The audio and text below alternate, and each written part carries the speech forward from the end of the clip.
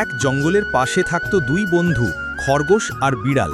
তাদের বন্ধুত্ব এত গভীর ছিল যে একে অপরকে ছাড়া তারা কোনো কাজ কল্পনাই করত না। একদিন তারা নদীর ধারে গেল মাছ ধরতে।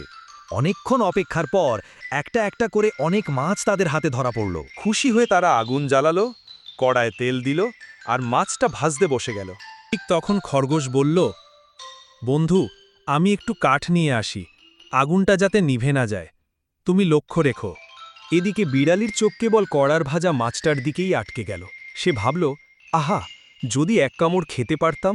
সে কড়ার ধারে গিয়ে বারবার গন্ধ শুকতে লাগে। হঠাৎ তার পা পিছলে সোজা কড়ার গরম তেলের ভেতর পড়ে গেল। খরগোশ ফিরে এসে শুধু দেখল ফুটতে থাকা কড়া, বন্ধুর আর কোনো চিহ্ন নেই।